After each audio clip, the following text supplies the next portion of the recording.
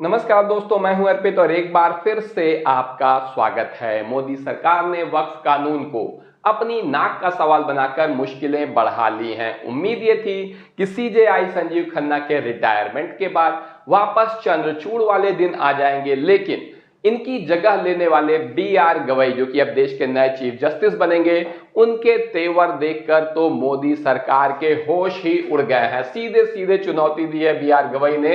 आप देखिए, हिंदुस्तान की खबर है ये कि आप होंगे सरकार के करीब, हम तो ऐसे नहीं छोड़ेंगे, सजा देकर रहेंगे। बी.आर. गवई के तेवर देखकर मोदी सरकार की चिंता बढ़ गई है, क्योंकि इन्होंने अपने फैसलों से पहले भी मोदी सरकार को खासा परेशान किया है और अब चीफ जस्टिस ऑफ इंडिया के पद पर बैठेंगे तो एक बात तो बिल्कुल तय है कि वापस चंद्रचूड़ वाले दिन आने वाले नहीं हैं। आप देख सकते हैं कि किस तरीके से भाजपाइयों ने संजीव खन्ना को टारगेट किया था, क्योंकि उन्होंने वक्फ कानून पर अंतरिम रोक लगा दी थी, जिसे लेकर उपराष्ट्रपति से लेकर भाजपा के मंत्री और सांसद सभी उन पर टूट पड़े थे। तो वहीं दूसरी तरफ अब उनके रिटायरमेंट के बाद उनकी जगह लेने वाले बी.आर. गवई को भी देखकर लग रहा है कि मोदी सरकार की मुश्किलें थमने का नाम नहीं ले रही हैं। हम पर आरोप है, आप देखिए बी.आर. गवई ने क्या कहा है कि हम पर आरोप है कि हम संसद के कामकाज में हस्तक्षेप करते हैं।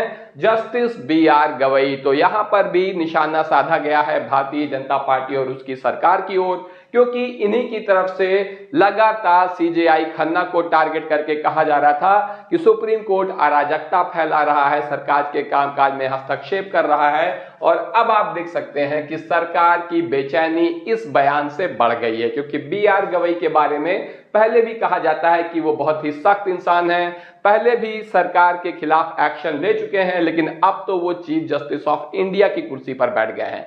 खबर देखिए आप हिंदुस्तान की, यहां पर आप देख सकते हैं कि किस तरीके से बी.आर. गवई ने सरकार की मुश्किलें बढ़ाई हैं। आप देखिए, आरोपी अधिकारी ने तहसीलदार के पद पर रहते हुए हाई कोर्ट के निर्देशों की अवहेलना की थी और गुंटूर जिले में गरीबों की झुग्गी झोपड़ियों पर बुलडोजर चलवा दिया था। तो बुलडोजर एक्शन सरकार का यहां पर चला था और इस हरकत से नाराज हाई कोर्ट ने उस अधिकारी को अवमानना का दोषी करार देते हुए 2 साल की जेल की सजा सुना दी थी। तो कलेक्टर साहब को 2 साल की जेल, क्योंकि गरीबों की बस्तियों पर बुलडोजर चल गया था। आपने देखा है कि किस तरीके से यूपी और इधर के क्षेत्र में भी काफी ज्यादा बुलडोजर एक्शन होते रहते हैं, जिस पर भारतीय जनता पार्टी के समर्थक काफी उत्साह भी दिखाते हैं।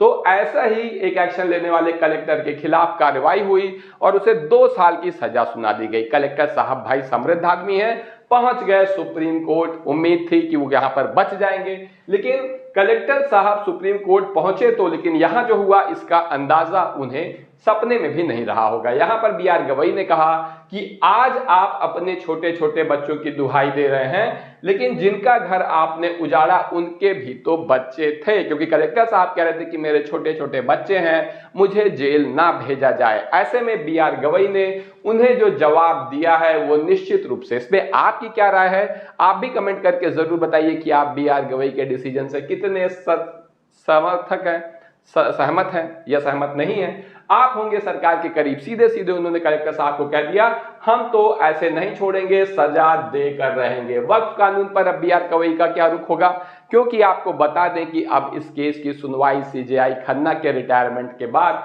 बी.आर. गवई ही करने वाले हैं और उनके तेवर देखकर लग रहा है और उनके पिछले डिसीजंस पर नजर रखने वाले विशेषज्ञों का कहना है कि सूत्रों के मुताबिक जस्टिस संजीव खन्ना ने तो वक्फ कानून पर सिर्फ रोक लगाई है, लेकिन जस्टिस गवई तो इस कानून को कैंसिल करके ही दम लेंगे, क्योंकि जिस तरीके के डिसीजन उन्होंने पास्ट में लिए हैं उसके आधार पर कुछ ऐसा ही होता नजर आ रहा है। वहीं भाजपाइयों की हालत काफी ज्यादा खराब हो गई है, क्योंकि आप देख सकते हैं कि अब संजीव खन्ना नहीं, अब अगले चीफ जस्टिस बी.आर. गवई पद संभालते ही लेंगे वक्फ कानून पर फैसला, क्योंकि ये मामला ट्रांसफर कर दिया सीजेआई खन्ना ने और सीजेआई खन्ना ऐसे ही नहीं चले गए हैं, ऐसे ही रिटायर नहीं हुए हैं, बल्कि उन्होंने कई ऐसे काम किए हैं जो इस वक्फ कानून वाले मामले में भी सरकार के लिए मुश्किलें बढ़ाने वाले हैं। आप देख सकते हैं सरकारी हलफनामे में भ्रामक जानकारी, ये सीजेआई खन्ना कह के गए हैं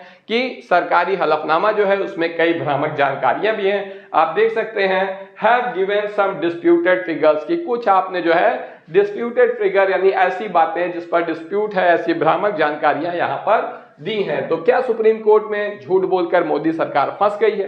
क्योंकि 1332 पन्नों के हलफनामे को दायर किया है मोदी सरकार ने सुप्रीम कोर्ट में, और इस हलफनामे में मोदी सरकार ने यह भी कहा है कि अदालत संसद के बनाए कानून पर रोक नहीं लगा सकती। वक्फ संशोधन एक्ट पर सुप्रीम कोर्ट में केंद्र सरकार का ऐसा दावा है। तो आप देख सकते हैं कि यहां पर टकराव बढ़ता जा रहा है। सरकार ने दावा किया है कि 2013 से देश में वक्फ संपत्तियों की संख्या में 116% की चौंकाने वाली वृद्धि हुई है। तो यही वो भ्रामक दावे हैं जिसकी बात सीजेआई संजीव खन्ना कर रहे थे, क्योंकि जब यहां पर सरकार ने कहा कि 116% की वृद्धि हो गई है, तो आप देख सकते हैं कि AIMPLB, ठीक, all India Muslim personal law board ने सरकार के हलफनामे को आंकड़ों की हेराफेरी बताते हुए कहा है कि सरकार वक्फ संपत्तियों में वृद्धि का जो दावा कर रही है, जो कि गलत है। सरकार के हलफनामे में दिए गए आंकड़े सही नहीं है। तो जाहिर सी बात है कि सुप्रीम कोर्ट में यहां पर मोदी सरकार ने झूठ बोला है और उसकी मुश्किलें बढ़ती जा रही हैं, क्योंकि कार्रवाई की मांग भी की है। आप देख सकते हैं मुस्लिम पर्सनल लॉ बोर्ड ने